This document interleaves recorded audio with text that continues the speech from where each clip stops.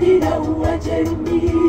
Kinywa chake cha simba sawa na utawala wa Babeli. Pembe zake zote 10 sawa na utawala wa Kirumi.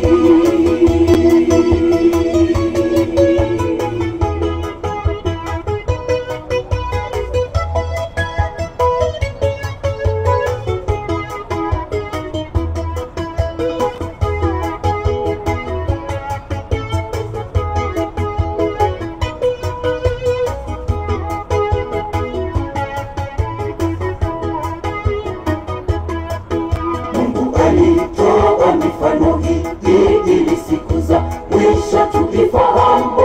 Kuna mnyama mfano wa chui ni sawa na kanisa kuu la Rumi, na zile pembe 10 ni mataifa 10 ya Ulaya, na vile vichwa 7 ni mataifa yale ya zamani, na zile taji 10 juu ya zile pembe zote 10. Kanisa la Kirumi, washirika wake wana heshima. Yule joka ambaye ni Ibilisi alimpatia heshima kubwa ya kuwa kiongozi wa kidini na pia kuwa raisi wa nchi, na wanamsujudia Ibilisi kwa kupitia kiongozi wa dini. Huyu ni askofu wa Kirumi ajiitaye Baba Mtakatifu. Na tabia za Wayunani za ulevi na ulaji mbaya, tabia za Wababeli zile za kusujudia sanamu, tabia za Waajemi na Wamedi zile za kutooa. Tabia zote hizi zimo ndani ya kanisa la Rumi. Alama ya mnyama huyu yani Rumi ya kidini ni Jumapili. Hesabu yake ni ya kibinadamu ni 666. Alama ya mnyama huyu yani Rumi ya kidini ni Jumapili. Hesabu yake ni ya kibinadamu ni 666. Aliye na uwezo wa kutusamehe dhambi ni Yesu, mwenye kuabudiwa mbinguni na duniani ni Yesu, mwenye kutuokoa wanadamu wote dunia nzima. Ni Yesu peke yake aliyeshinda kifo na mauti. Alama ya mnyama huyu yani Rumi ya kidini ni Jumapili. Hesabu yake ni ya kibinadamu ni 666. Alama ya mnyama huyu yani Rumi ya kidini ni Jumapili. Hesabu yake ni ya kibinadamu ni 666. Aliye na uwezo wa kutusamehe dhambi ni Yesu, mwenye kuabudiwa mbinguni na duniani ni Yesu, mwenye kutuokoa wanadamu wote dunia nzima. Ni Yesu peke yake aliyeshinda kifo na mauti. 1 2 1 2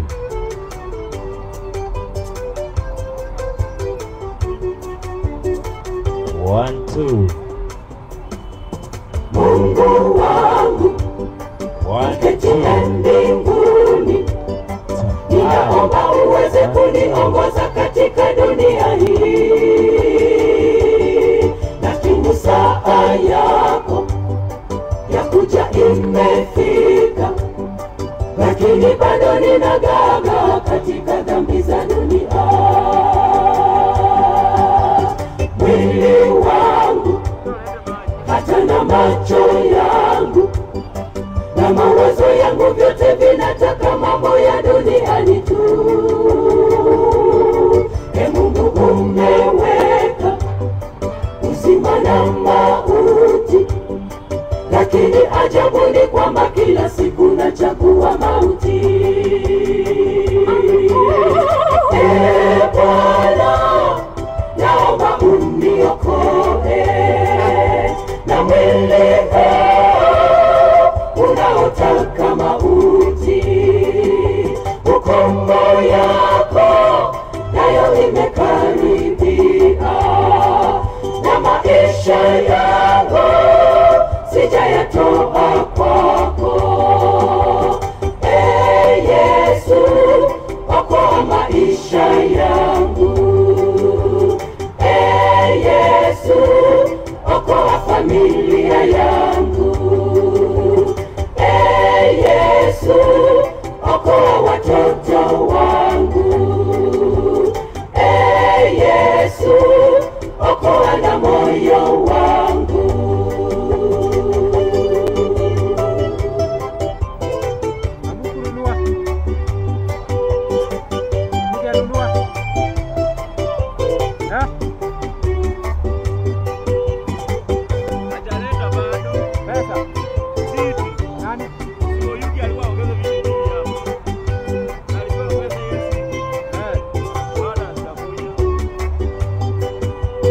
Kila siku natamani niwe nawe, lakini jambo la rahisi kwangu ni kutaka kutenda dhambi.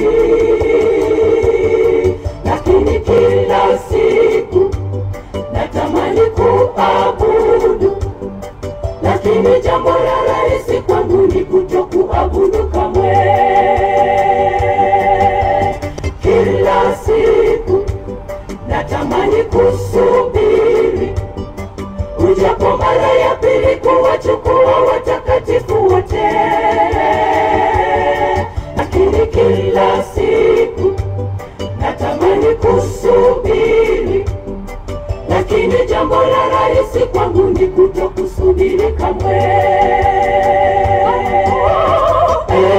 Bwana, naomba uniokoe na mwili unaotaka mauti. Hukumu yako nayo imekaribia, na maisha yangu sijayatoa kwako. Yesu, okoa maisha yangu. Yesu, okoa familia yangu.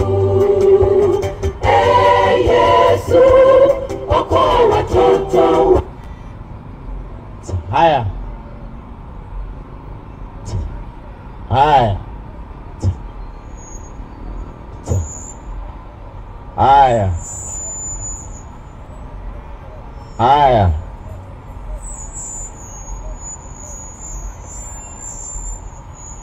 Sasa basi tunawakaribisheni tena katika mkutano wa siku ya leo,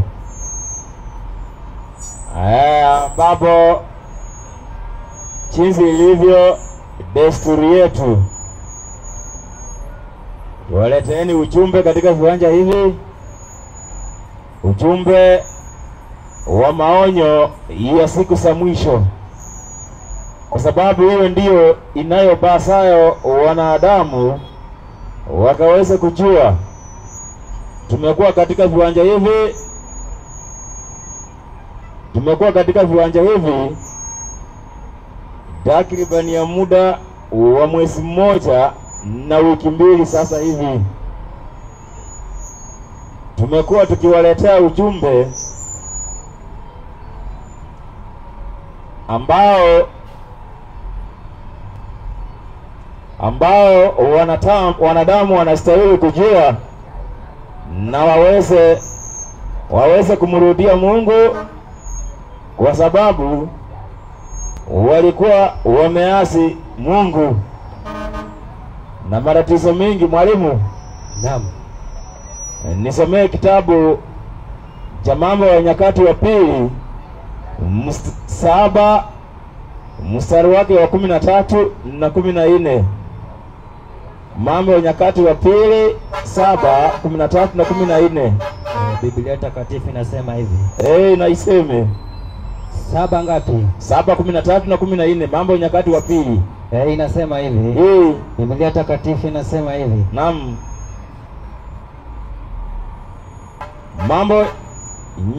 Mambo ya Nyakati wa Pili 7 ama 7, somo wa kwanza 7:13 na 14, lakini ninajua tu ni wa pili. Wa pili inafika 22 sawa. 13. Mambo ya Nyakati wa Pili 7:13 na 14. Inasema hivi Biblia takatifu. Biblia takatifu inasema hivi. Naam. Nikizifunga mbingu usiwe mvua. Mungu anasema akisifunga mbingu tusiwe na mvua. Tena nikiamuru nzige kula nchi. Mungu anasema akiamuru nzige zile nchi. Naam. Au nikiwapeleka watu wangu tauni. Ama nikiwapelekea watu wangu tauni, kumaanisha watu kama wafuati Mwenyezi Mungu, Mungu anaweza funga mbingu sikose mvua, ama waletee tauni. Ametaja nini nyingine mwalimu? Tauni na mvua. Ametaja vitu 3. Hebu rudia hiyo andiko. Biblia takatifu inasema hivi. Nikizifunga mbingu usiwe na mvua. Akisifunga mbingu kusiwe na mvua. Tena nikiamuru nzige kula nchi. Nikiamuru nzige kula nchi. Au nikiwapeleka watu wangu tauni. Ama nikiwapelekea watu wangu nini? Tauni. Nikiwapelekea watu wangu nini? Tauni. Mbona Mungu ameleta tauni? Isaya 1:19. Isaya 1:19. Na usifunge hiyo. Weka kamba ile, tutarudi huko. Isaya 1:19. Biblia takatifu inasema hivi. Kama Bwana wa majeshi asingeangalia samani, inasema Isaya 1:19. Inasema hivi. Kama mkikubali na kutii mtakula mema ya nchi. Kama mkikubali na kutii mtakula nini? Mema ya nchi. Watu wakikubali na kutii sauti ya Bwana watakula nini? Mema ya nchi. Lakini wakikataa, soma matokeo yake hapo chini. Inaendelea kusema hivi. Bali kama mkikataa na kuasi mtaangamizwa. Kama mkikataa na kuasi watafanya nini? Mtaangamizwa kwa upanga. Wataangamizwa kwa upanga. Naam. Najua Mungu anaposema neno lazima litafanya nini? Litatimia, si ndio? Naam. Rudi kwa Mambo ya Nyakati wa Pili hiyo 7:13 na 14, tumalize hiyo andiko ndio niweke utangulizi nikaweza kukaribisha mwalimu ambaye amejiandaa ache na somo fupi. Baada ya hapo, kabla tufika kipindi cha unabii, ikibaki dakika 30 tuingie kipindi cha unabii, tutapeana wakati wa maswali. Kama utakuwa na swali utauliza. Twende na hiyo andiko mwalimu. Inasema Biblia takatifu inasema hivi. Nikizifunga mbingu mvua usinyeshe. Mungu akifunga mbingu tusikuwe na mvua. Alafu tena nikiamuru nzige kula nchi. Tena Mungu akiamuru nzige wakule nchi. Twende. Au nikiwapelekea watu wangu tauni. Ama nikiwapelekea watu wangu tauni. Ikiwa watu wangu walioitwa kwa jina langu, ikiwa watu ambao wameitwa kwa jina la Mungu watafanya nini? Twende. Watajinyenyekeza. Watu ambao wameitwa kwa jina la Mungu watajinyenyekesha na kufanya nini? Na kuomba. Alafu na kunitafuta uso wa Bwana. Twende. Na kuziacha njia zao mbaya. Na kufanya nini? Kuziacha njia zao mbaya. Kufanya nini mwalimu? Kuziacha njia zao mbaya. Lazima watu ambao wamejitanisha kwa jina la Mungu, kitu ya kwanza wajinyenyekeshe, si ndio? Naam. Na waombe. Naam. Na watafute uso wa Bwana. Naam. Si ndio? Naam. Na waache njia zao mbaya. Malisa. Inaendelea kusema hivi. Basi utasikia toka mbinguni. Mungu atasikia kutoka wapi? Mbinguni. Atasikia kutoka mbinguni. Alafu na kuwasamehe dhambi yao. Dhambi yao. Watu walioitanisha kwa jina la Bwana watakaponyenyekesha na kuomba na kutafuta uso wa Bwana na kuacha njia zao mbaya, Bwana atasikia kutoka mbinguni na kuwasamehe dhambi zao, na wasipofanya hivyo, tumesoma katika Isaya 1:19 kwamba wasipofanya hivyo wataangamia kwa nini? Kwa upanga.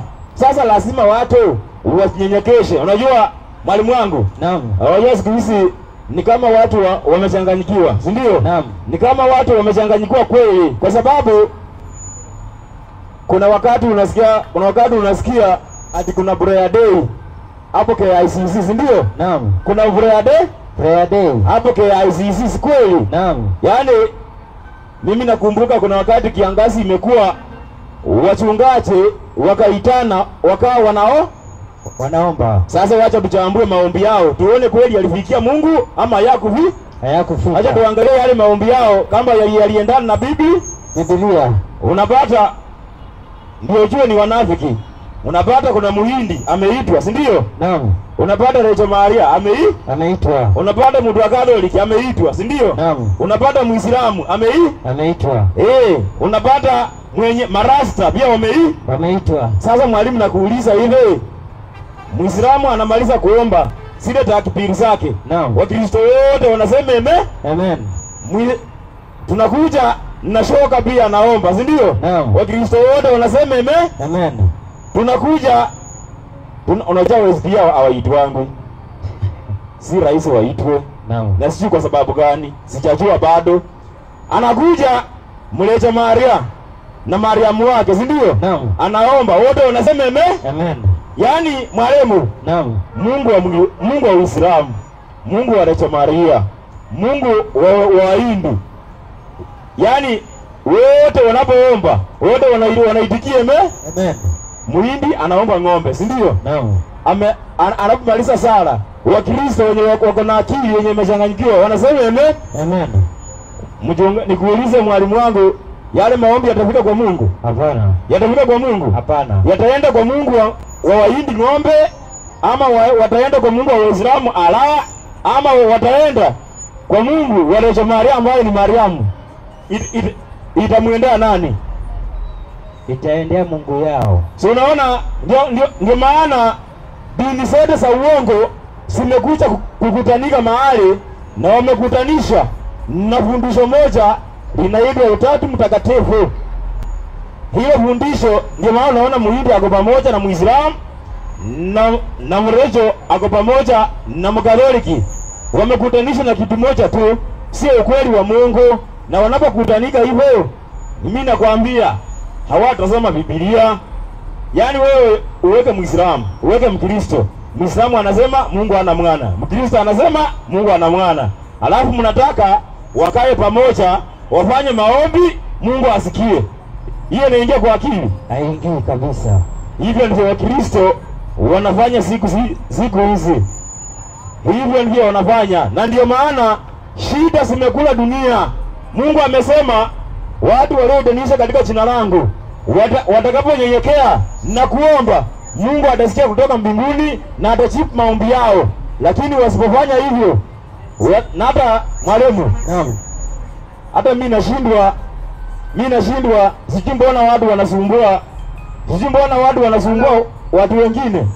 Watu waachane na watu wabaya. Watu waachane na makahaba.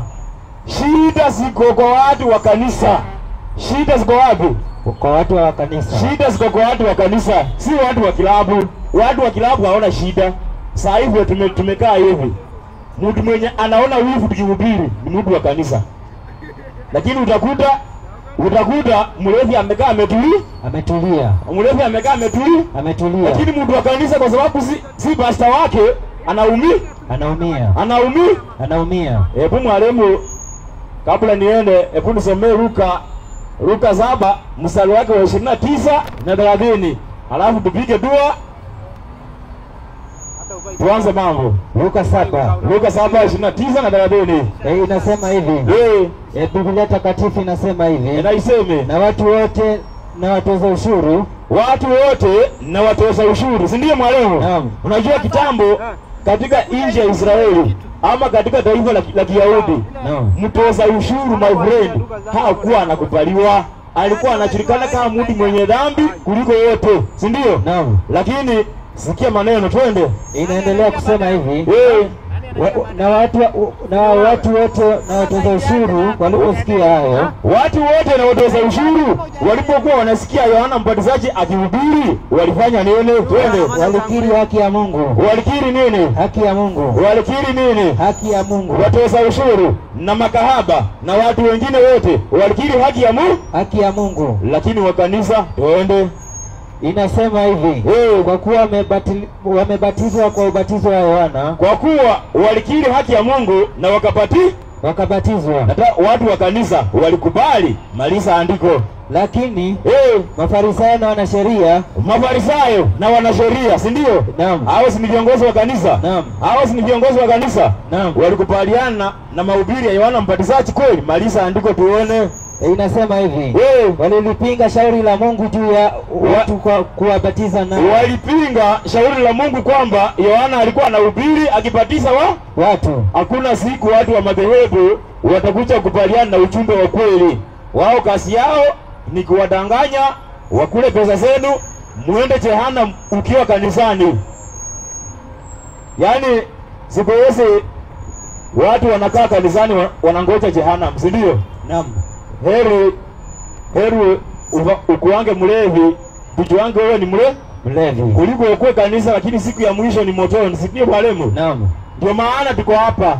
Tumekuja kurejesha watu katika njia ya kweli. Na kama kuna mtu anastahili kukaa, hizo viti sio zetu, hizo viti ni zenu. Mkaribieni mkae kwenye viti. Madam, usongo kae kwa kiti, usiokope. Kiti ni chako, sio chetu sisi. Nyinyi ndio mlichanga pesa, viti zikanunuliwa. Hata tumetumana zingine zinakuja, sisi mbona mnaokopa kukaa? Simwacha na mawe wenyewe viti ndio mkae. Hamtaki starehe. Mwalimu, Timotheo ni wa kwanza 2:1, twende. Timotheo wa kwanza 2:1. Inasema kabla ya mambo yote nataka dua, sala na maombezi na shukrani zifanyike kwa ajili ya watu wote. Naam, tukaombe. Baba mtakatifu, tunakushukuru, tunakupa heshima, tunakurudishia mamlaka yako kwa sababu umeutenga wakati kama huu tulete mahubiri, tulete maonyo katika viwanja hivi. Tujalie neema, tukumbushe maandiko tutakayotumia ili watu wako wakaweza kuokolewa nayo. Asante kwa sababu Mungu utatenda hivyo. Jalia wasikilizaji wote ukawapee moyo na masikio ya usikivu, wakaweza kulitii na kuheshimu neno lako. Tunafunga kila mbinu za mwovu, mbinu zote za mwovu shetani. Tunakualika uwepo wako ukaweza kutusingira. Malaika wako watakatifu wao walinzi juu yetu. Funga anga ili ujumbe wako ukaweza kuendelea. Katika jina la Yesu tunaomba tukiamini. Amina.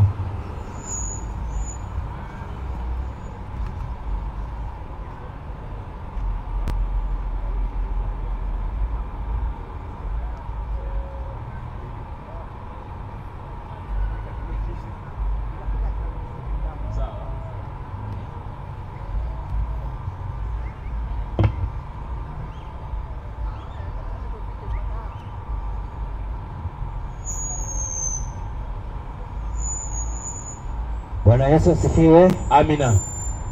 Wangapi wanaungana na mimi kuweza kusikiliza injili ya Yesu Kristo? Nitakuwa mtu wa kuanza haraka bila kupoteza muda. Naam.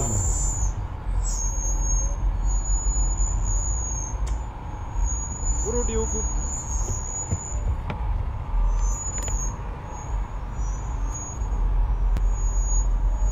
Shida nini?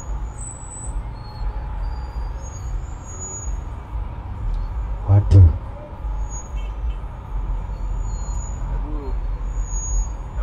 angalia hii maneno. Endelea.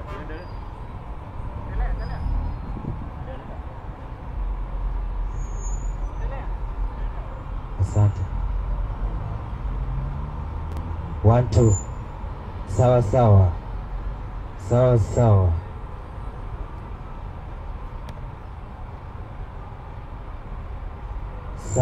Sawa. Endelea. Mwalimu wangu. Naam mwalimu. Nipe Methali 23:23. Methali 23:23 inasema, kitabu ni cha Methali inasema naam, inunue kweli, naam, inunue kweli, naam, wala usiuze. naam, Inasema naam, hekima na mafundisho na ufahamu. naam, Inasema baba yake mwenye haki atashangilia, basi naye amusaye mtoto mwenye hekima atamfurahia. Naam, asante. Biblia inasema hivi, nunua kweli wala usiuze. Naam, acha tuangalie kweli ni nini. Manake Yesu anasema hivi, utakapofahamu kweli nayo kweli itakuweka huru. Yohana 8:32. Kitabu ni cha Yohana 8:32. Naam. Inasema 8:32 inasema hivi, tena utaifahamu kweli, nawe kweli utaweka huru. Wakamjibu, sisi tu uzao wake Ibrahimu. Biblia inasema hivi, tena utafahamu kweli na kweli itakuweka huru. Sasa tunataka kuangalia kweli ni nini? 17 Yohana. Inasema watakaza kwa hilo kweli. Neno lako ndiyo kweli. Kwa hivyo tumejua kwamba, tumeona katika maandiko inasema kwamba neno la Mungu Baba ndiyo kweli. Sasa tunataka tuangalie leo kuhusu mwili yetu, na tuangalie leo vile tunavyofaa kukua na kuishi. Sasa usaidie kitabu cha Yohana 3 mstari wa kwanza. Yohana mstari wa 2. Waraka wa 3 wa Yohana 1:2 inasema muongezee rehema. Yohana inasema hivi, mwalimu wangu, inasema mpenzi, naomba mfanikiwe katika mambo yote na kuwa na afya yako. Inasema kama vile roho yako ifanikiwavyo. Inaendelea kusema maana nalifurahi mno. Yesu anasema maana nalifurahi mno walipokuja ndugu na kushuhudia kweli yako. Kwa hivyo ndugu amekuja kushuhudia kweli. Inasema kama uendavyo katika kweli, sina furaha iliyo kuu kuliko hii. Yesu anasema hana furaha iliyo kuu kuliko hii. Kwa hivyo tumeona kwamba Yesu anapenda watu wake wafahamu kweli. Usaidie Luka 11:28. Luka 11:28. Inasema lakini yeye aliyesema afadhali heri walisikia neno la Mungu na kulishika. Asante. Biblia inasema hivi, heri asikialo neno la Mungu na kulishika. Na siku hizi tunaona kwamba watu wanapenda maneno laini na wapendi kushika maneno ya nani? Neno ya Kristo.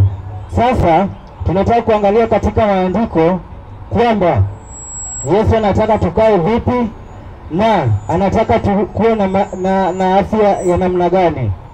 Sawa mwalimu wangu? Na mwalimu, kwa sababu Biblia inasema hivi. Biblia inasema anataka tukuwe na maisha na afya gani? Afya yetu, afya nzuri. Sawa. Sasa tunataka kuangalia kwamba tunafaa kukuwa na afya ya namna gani, kwa sababu magonjwa ni mengi, makelesi zimejaa huku kwa sababu ya madawa, na watu wamepuuza ukweli katika afya na hawafahamu neno lolote kwamba Biblia inataka watu waishi kwa afya nzuri. Nisaidie Yeremia 46:9.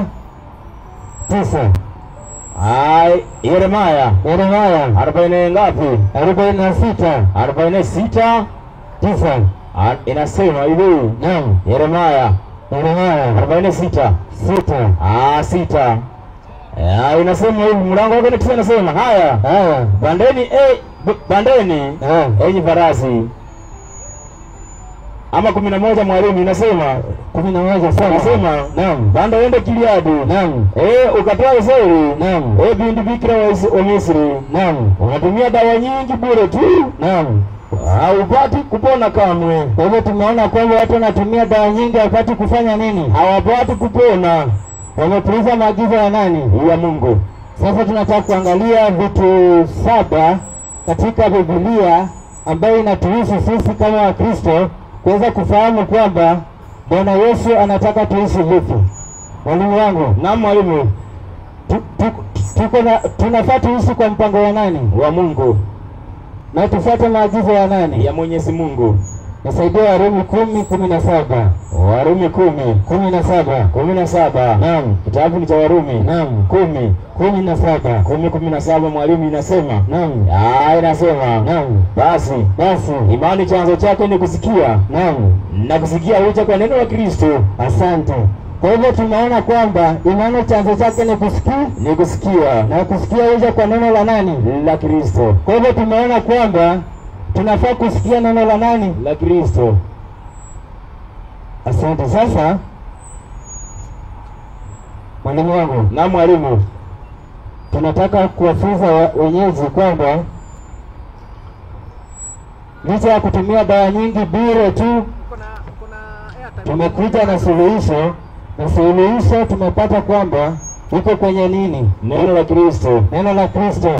Ambayo wengine wanajidai kwamba wana imani, na imani yao ni tofauti. Wengine wakila nyama ya nini? Ya nguruwe. Sawa kabisa. Ambayo si mapenzi ya Mungu, na Biblia yenyewe imekataza. Sasa nimekuja kuwafunza kwamba kuna mpangilio mpya. Nimesema nini? Mpangilio mpya. Ama na kizungu tunaita new start. New start. Tutaanza na new start kuweza kujua kwamba tunafaa tuanze baada ya kusikia neno la Kristo, tuanze kujua new start tutaanza aje na tutamalizia wapi. Asante. Tutaanza na new start ambayo tunaanza na nutrition. Nisaidie Mwanzo 1:29. Mwanzo 1:29. Lishe bora 29. Naam. Kitabu ni cha Mwanzo. Naam. 1 mstari wake ni 29 inasema. Naam. Mungu akasema. Naam. Tazama. Hapa kila mmoja utaona mbegu. Naam. Inaendelea kusema. Naam. Ulio juu ya uso wa nchi yote pia. Na kila mtu. Na pia miti ambao matunda yake yana mbegu. Asante. Hapo umetaja nyama? Hakuna. Umetaja nini? Matunda na miti ambayo ina mbegu. Vitakuwa ndivyo chakula chenu. Kwa hivyo hiyo ndio ilikuwa mpangilio wa Mungu toka mwanzo. Ambaye aliambia Adam afuate. Tunaona kwamba ilikuwa lishe bora ambayo inaitwa nutrition kabisa. Tunakuja hapa tunaangalia hii ambayo inasema exercise. Nisaidie Mwanzo 2:15. Mwanzo 2:15. Tuone kwamba Mungu aliambia Adam afanye nini? Akae kwa nyumba, akiwatch chakula itamkujia ama afanye kazi. Exercise. Bwana Mungu akamtoa huyo mtu. Naam. Inasema. Naam. Inasema akamweka katika bustani ya Edeni. Naam. Ailime na kuitunza. Afanye nini? Ailime na kuitunza. Alime na kufanya nini? Na kuitunza. Nalima kabisa. Asante. Kwa hivyo wale ambao wanakaa kwa nyumba wakikula mafuta nyingi na wafanye zoezi wanakosea nani? Mwenyezi Mungu. Kwa sababu mwanadamu wa kwanza aliambiwa afanye nini? Alime na aitunze. Alime na aitunze gadeni ya Edeni. Naam. Sasa tumeona kwamba ya pili ni exercise. Kwa kufanya mazoezi. Usikae unakula, unanona, unafura mguu, unapata na magonjwa mengi kama arthritis, gout, unashinda kutembea na ufuate maagizo ya nani? Ya Mungu. Tunaangalia ya tatu ambayo ni maji. Water. Nisaidie Ezekiel 4:11. Ezekieli 4:11. 4. Naam. 11. Naam. Inasema hivi. Naam. Kitabu cha Ezekieli 4:11 inasema, neno la Mungu linasema nawe utakunywa maji kwa kuyapima. Naam. Inasema utakunywa maji kwa kuyapima. Tumeona kwamba Biblia inasema tutakunywa maji kwa kufanya nini? Kwa kuyapima. Kwa hivyo tumeona kwa New Start, kwa afya tumeona kwamba kuna vitu vingapi? Vitu vitatu kwa sasa, ambayo tumeona nutrition, exercise na water. Sasa tuangalie sunshine, ambayo ni jua. Nisaidie Mhubiri 11:7. Mhubiri 11:7. 11:7. Unafaa kuamka asubuhi upate vitamin gani? Vitamin D. Inasema naam, kweli nuru ni tamu. Kweli nuru ni tamu. Soma tena. Ni jambo la kupendeza macho kutazama jua. Ni jambo la kupendeza macho kufanya nini? Kutazama jua. Masaa nzuri ya kuota jua ni saa 2 hapo ikielekea saa ngapi? Saa 3. Lazima utoke nje uote jua. Wengine wao wanalala, wanatoka saa ngapi? Saa 7, saa 8. Wanataka kuota jua na wachoma. Hiyo jua si nzuri. Kwanza kitu ya kwanza ni ipi? Ufai kuoga na sabuni alafu uende uote jua. Hiyo utapata vitamin D. Unafaa utoke hivyo uote jua. Baada ya saa moja unaweza ukaoga ukaenda maziara zako. Tumeona kwamba tukuna jua. Haya ya ngapi? Ya 5. Naam. Temperance. Saidia Wakorintho wa kwanza 10:31. Inasema basi mlapo au mnywapo au mfanyavyo neno lolote, fanyeni kwa utukufu wa Mungu. Asante. Wengine wakitoka hapa, tumeona katika Biblia inasema mlapo mnywapo fanyeni kwa utukufu wa nani? Wa Mungu. Wengine wakitoka hapa ananunua mahindi hapa nyuma, anaikula, hajaomba, anasonga hapo mbele ananunua viazi, anasonga hapo mbele ananunua ndizi, ananunua ndizi, anakula. Na Biblia inasema aje? Tufanye utukufapo ama tulapo tufanye kwa utukufu wa nani? Wa Mungu. Na watu wamepuusa, wanakula vile wanavyotaka. Asante. Saidie Petero wa kwanza 5:8. Petero ni wa kwanza. Naam. 5:8. Inasema inasema hivi. Naam. Inasema 8. Naam. Muwe na kiasi na kukesha. Na kukesha. Kwa hivyo tumeona hapo kuna temperance. Kwa hivyo paka tukuwe na temperance tunapokula, hapa tunaponywa maji. Maana hapo tumeona katika Ezekieli 4:11 inatuambia kwamba tunywe maji kwa kipimo. Kwa hivyo tumeona kwamba tukuwe na kiasi kwa kila kitu. Asante. Tunaenda kuangalia rest. Usaidie Mwanzo 2.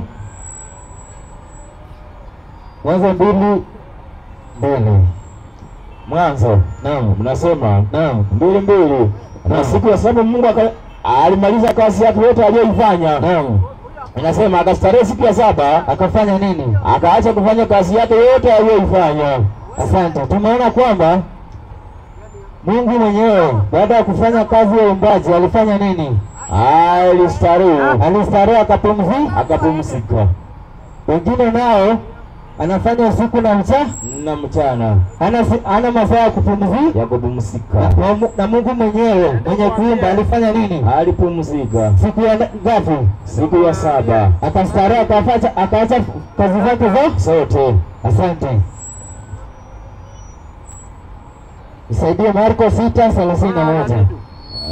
Marko 6:31. 6. Inasema aje? Inasema Marko 6:31. lakini 41. Inasema inasema hivi mwalimu wangu. Akawaambia njooni nyinyi, njooni ninyi, njooni nyinyi, pokeeni kwa baraka mahali pasipokuwa na watu, mkapumzika kidogo. Mkafanya nini? Mkapumzika kidogo. Na wewe unafanya usiku na mchana, unapumzika saa ngapi?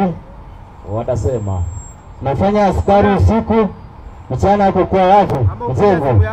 Unapumzika saa ngapi? Watasema wenyewe. Alafu baadaye unaanza kuumwa na nini? Na kichwa. Unaanza kuumwa na mwili, kumbe umedhoofisha nini? Umedhoofisha mwili. Haujapumzika, unafanya kazi usiku na mchana. Habari si maagizo ya nani? Ya Mwenyezi Mungu. Tuangalie trust in divine power. Saidie Isaya 26:4. Na inaingia pale. Isaya 26:4 inasema, mtumaini Bwana siku zote. Mtumainie Bwana siku zote. Inasema, maana Bwana Yehova ni mwamba wa milele. Yehova ni mwamba wa milele. Saidia Yeremia 17:7. Yeremia 17:7. Mstari wake ni wa 17. Maana watu wengi siku hizi wanatumaini nani? Wanadamu. Sema. Inasema inasema hili 17:7. Amebarikiwa mtu huyu anayemtegemea Bwana, ambaye Bwana ni tumaini lake. Maana atakuwa kama mtu uliyepandwa kando ya maji, umezaa mizizi yake karibu na mto. Sasa tunaangalia katika Biblia inasema hivi, tutumainie nani? Mungu, si binadamu. Asante. Tulikuwa tunaangalia afya kidogo, kuweka mazingira sawa, na tuweze kuangalia na kujifunza zaidi. Nisaidie Matendo ya Mitume 17:11. 17:11. Kitabu ni cha Matendo. Ni ya Mitume. Inasema hivi mwalimu wangu. 11 inasema watu hawa walikuwa wangwana kuliko wale wa Thessalonike. Inasema kwa kuwa walipokea lile neno kwa uelekevu wa moyo. Walifanya nini? Walipokea neno kwa uelekevu wa moyo, na wakachunguza maandiko kila siku. Wakachunguza nini? Maandiko kila siku. Sasa sisi tumekuja kuwahubiria na mkaweze kunakili na kuweza kuchunguza maandiko. Asante. Nisaidie Wakolosai 2:8. Wakolosai 2:8. Inasema, angalieni mtu asifanye mateka kwa elimu yake ya bure, madanganyo matupu. Inasema kwa chizi ya inasema hivi mwalimu wangu, chizi ya mapokeo ya wanadamu. Asante. Tunaangalia kwamba Biblia imetuambia tusifanye nini? Tusidanganywe kwa mafundisho ya wanadamu. Na tumeambia bado tena kwamba tuende tuchunguze maandiko. Asante. Sasa tutaangalia kwamba jana tulikuwa tumeweza kusema kwamba leo tutaangalia vile, jana tulikuwa tunaangalia vile wanawake wanafaa kuvaa. Leo sasa tunataka kuangalia vile wanaume wanafaa kufanya nini? Kuvaa. Asante. Nisaidie Zefania 1:8. Zefania 1:8. Mstari wake ni wa 8. Kitabu ni cha Zefania. Ndio. Inasema hivi mwalimu. Kitabu ni cha Zefania 1. Zefania 1:8. Maana majificha wapi hapa kwa Zefania nako? Maana yake vijana wa siku hizi wameletea mavazi ambayo sisi mtu akona akili zake kabisa, anaenda kununua longi imeraruka, na wengine amenunua longi vizuri, akona mshipi ameifunga, lakini ameiteremsha kidogo hivi. Mwalimu wangu. Na mwalimu. Nimefika mwalimu. Inasema kitabu ni Zefania. Inasema. Inajaribu kujificha lakini niko nayo. Unasema ngapi? 1:8. 1:8 kitabu cha Zefania inasema, Naam. na itakuwa katika siku ile ya dhabihu ya Bwana, Naam. nitawaadhibu wakuu Naam. na wana wa mfalme Naam. na watu wote Naam. waliovaa mavazi ya kigeni. Wanavaa mavazi ya aina gani? Ya kigeni. Mavazi ya aina gani? Ya kigeni Ambayo imeraruka. Wengine wanateremsha chini, Wanasaka. alafu isaidie Warumi 1:25 kwanza. Warumi 1:25. 1:25. 1:25. Inasema Kitabu ni cha Warumi. naam. Inasema hivi mwalimu wangu. Naam. 1:25, kwa maana walibadili kweli ya Mungu. Ati wanafanya nini? Walibadili kweli ya Mungu Na kufanya nini? kuwa uongo. Asante. Tumeona kwamba wamefanya nini? Wamebadili kweli ya Mungu kuwa nini? Uongo. Asante. Binadamu alipoumbwa, aliumbwa na akiwa natural. Akiwa nini? Natural. Akiwa natural kabisa. Kwa hivyo hafai kuongeza kitu kwa mwili wake, wala hafai kuvaa mavazi ya kufanya nini? Ya kigeni. Ya kigeni. Asante. Nisaidie Mathayo 5:36. Kitabu ni cha Mathayo. Naam. 5:36. Maana yake wengine wanapaka nywele dai, wengine wanapaka ndevu dai, wanapaka nini? Wanapaka rangi ambayo wamebadili ukweli wa Mungu kuwa nini? Uongo. Asante. Soma hiyo 5:36. Inasema. Naam. Inasema hivi. Naam. Wala usiape kwa kichwa chako. Naam. Maana huwezi kufanya nywele moja kuwa mweupe au mweusi. Na siku hizi wanafanya nini? Wanabadilisha. Wanapaka nini? Wanapaka dai. Wamebadilisha utukufu wa nani? Wa Mungu kuwa nini? Kuwa uongo. Asante. Binadamu amegeuka na kuacha maonyo ya nani? Ya Mwenyezi Mungu. Saidia Yeremia 7:2. Yeremia 7:2. Maana yake Mungu anatuonya kwamba tusipoangalia njia zetu na matendo yetu hata tukalisha naye pamoja na hatutakaa pamoja naye. Soma 7:2. Naam. Simama langoni pa nyumba ya Bwana. Soma 3. Inasema 3 mwalimu wangu. Naam. Bwana wa majeshi. Naam. Mungu wa Israeli asema hivi. Naam. Tangazeni njia zenu. Naam. Tengenezeni njia zenu. Naam. Na matendo yenu. Ati nimesema aje? Tengenezeni nini? Tengenezeni njia zenu na matendo yenu. Kwa hivyo tunafaa tuangalie njia zetu ambazo tunazifanya.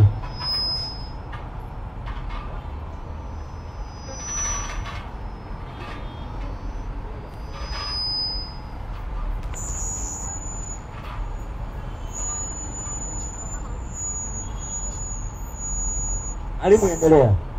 Asante. Tunafaa tuangalie nini? Tunaangalia njia zetu. Naam. Tunafaa tuangalie njia zetu na matendo yetu. Asante. Kwa hivyo wale ambao wanapaka nywele rangi na wanapaka ndevu rangi wamebadili utukufu wamebadili kweli ya Mungu na kufanya utukufu wa Mungu kuwa uongo. Wakivaa nguo za kigeni na wakipaka rangi. Saidia 35 Mwanzo 4:35. Mwanzo mstari wa 4. Inasema. Naam. 4. Inasema hivi. Naam. Nao wakampa Yakobo miungu migeni yote. Naam. Wakampa Yakobo miungu migeni yote. Naam. Iliyokuwa mikononi mwao. Naam. Na pete zilizokuwa masikioni mwao. Naam.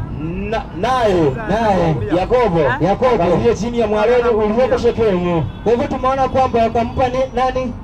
Yakobo miungu migeni. Kwa ilikuwa nini? Pete.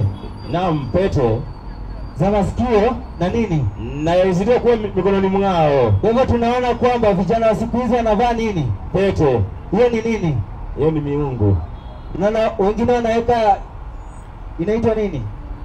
Earrings kwa masikio. Mwanaume mzima anaweka nini? Earrings. Na Biblia inasema hiyo ni nini? Hiyo ni miungu.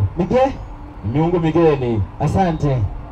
Kwa hivyo tunaangalia kwamba Mungu ametuonya na akasema kwamba tutengeneze njia zetu na matendo yetu, ndipo tutakuwa nini? Tunu kwa Mungu. Asante. Sasa tunataka kuangalia kwamba manake tunaishi kipindi ya nini?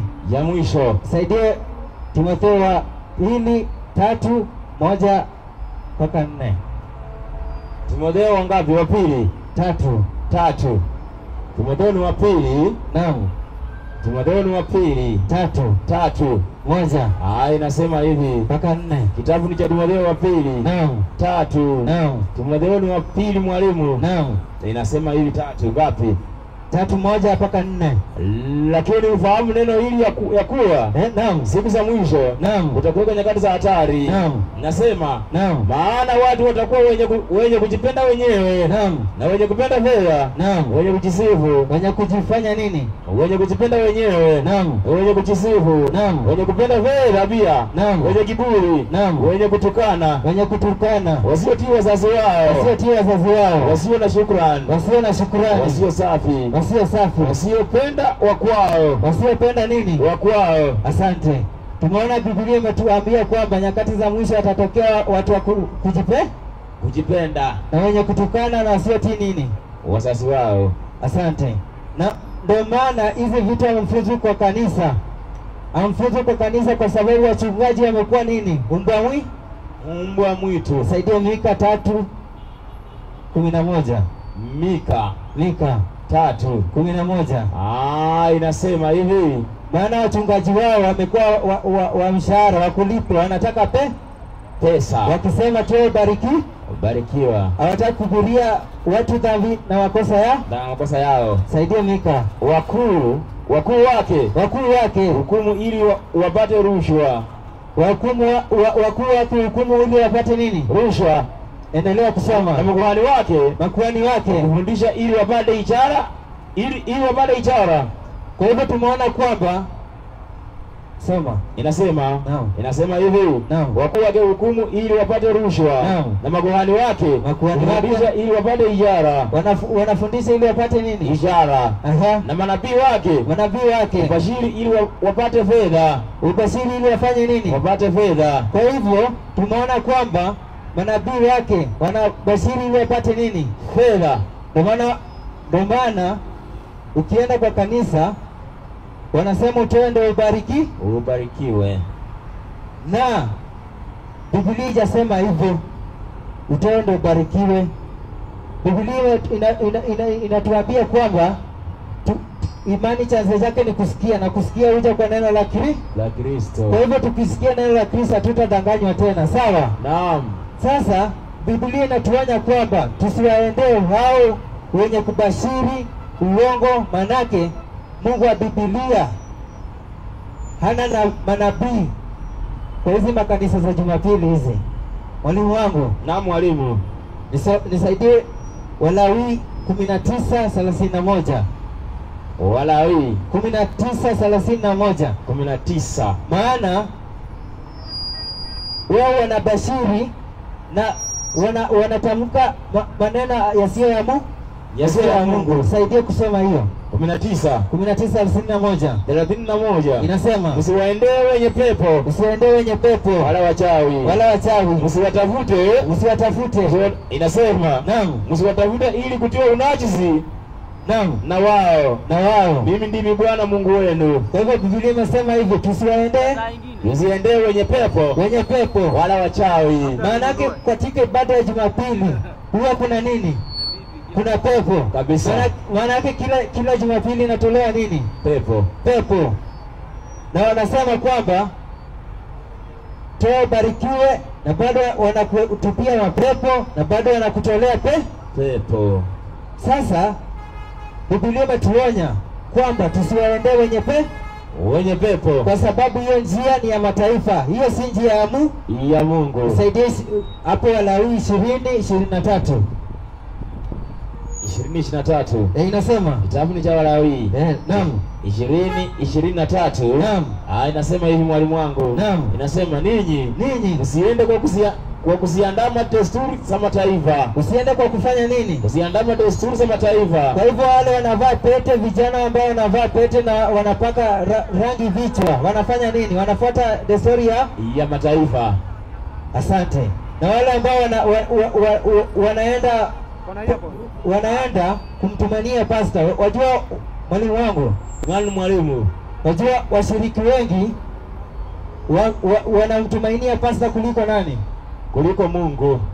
Wameacha maagizo ya Mungu, wanafuata wamemtumainia pastor. Msaidie Isaya 8:16. Maana yake huyo pastor ambaye umemtumainia, huyo ndiye atakaye kupoteza. Maana yake mshiriki, unakuta mshiriki anakwenda kanisani, hajabeba Biblia yake, anaenda kuambiwa na pastor, Biblia inasema hivi. Wakati Biblia hajafanya nini? Hajasema. Nisaidie andiko 9:16 inasema. Isaya inasema. Naam. Kwa maana waongozao watu hawa, naam, ndio wakoseshao. Ndio ufanyeni wakoseshao, ndio wanaokosesha. Na hao walioongozwa na watu hawa ndio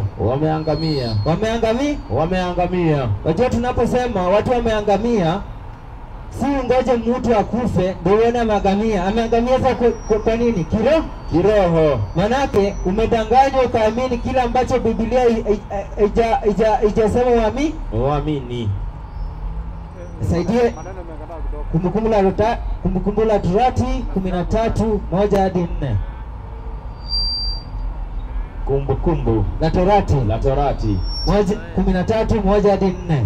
Ukisuka katikati yako nabii, naam, au mwonaji wa ndoto, naam, akikutolea ishara au ajabu, naam, ikatokea hiyo ishara ama hiyo ajabu, naam, aliyekwambia, naam, inasema hivi, anasema na tuifuate miungu mingine, naam, isiyoijua, tumikie hiyo. Naam. Wewe usiyasikilize maneno ya nabii yule. Ati Biblia imesema tusifuate mambo ya miungu mingine ambayo wachungaji wanatuambia siku kwamba kuna miungu mitatu ambaye ni nafsi moja. Anasema Mungu Baba, Mungu Mwana na Mungu Roho Mtakatifu. Miungu migeni. Endelea na andiko. Inasema, naam, usisikize maneno ya nabii yule, naam, au yule mwondaji wa ndoto, naam, kwa kuwa Bwana Mungu wenu, naam, yajaribu apate kujua kwamba, naam, mwampenda Bwana Mungu wenu, naam, kwa mioyo yenu yote, naam, na roho zenu zote. Asante. Biblia inasema kwamba Mungu anatujaribu kwamba tujue kwamba. Mwalimu wangu, umefika mstari wa 4 kweli? Imefika mwalimu.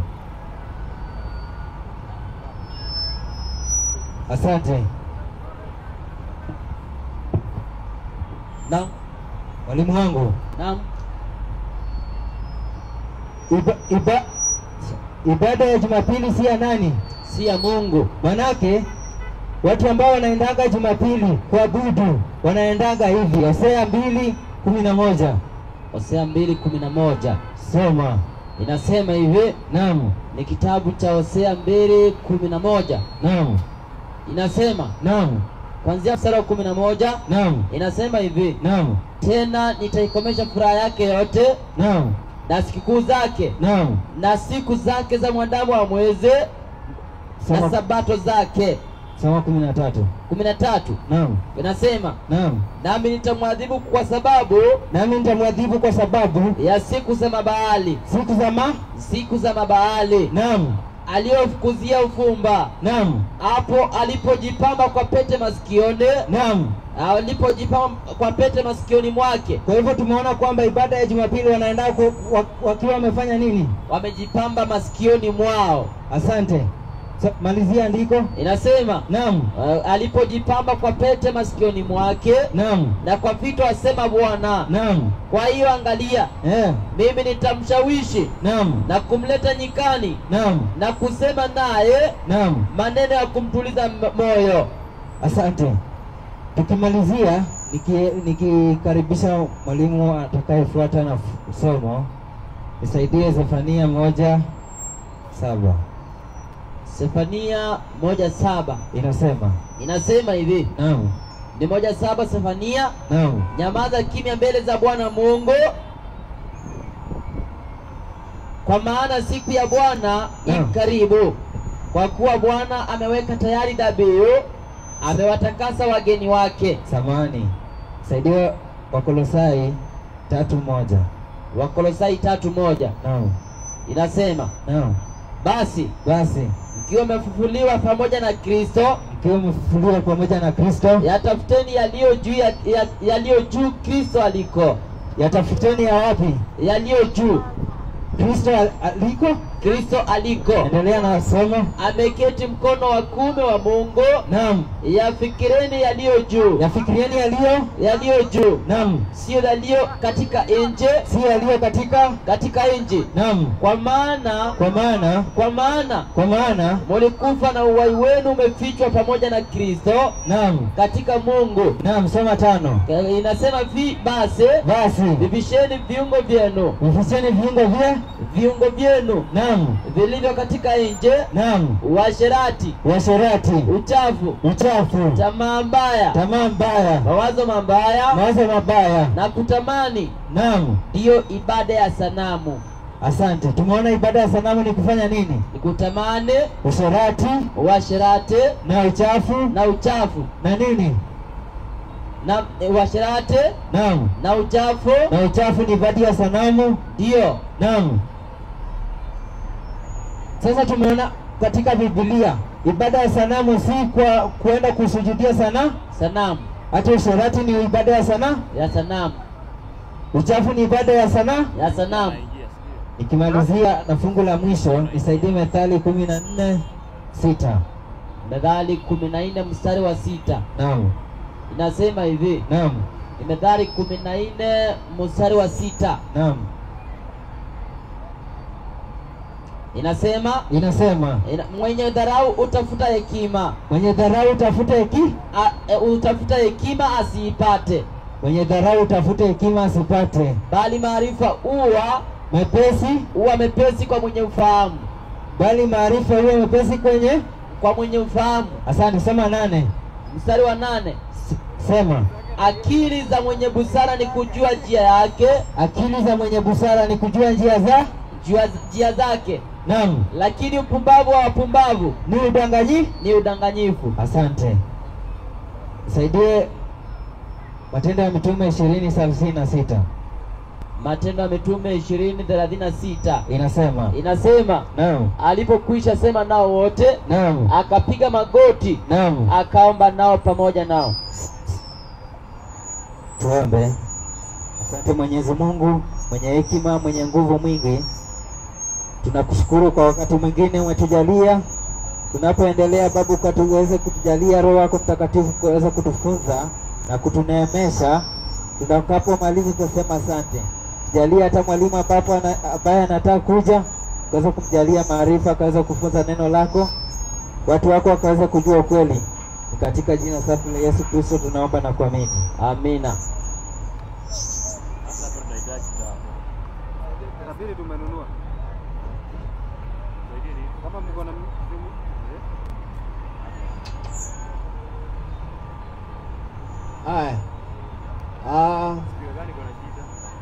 na wasalimu katika jina la Yesu. Amjambo jioni ya leo.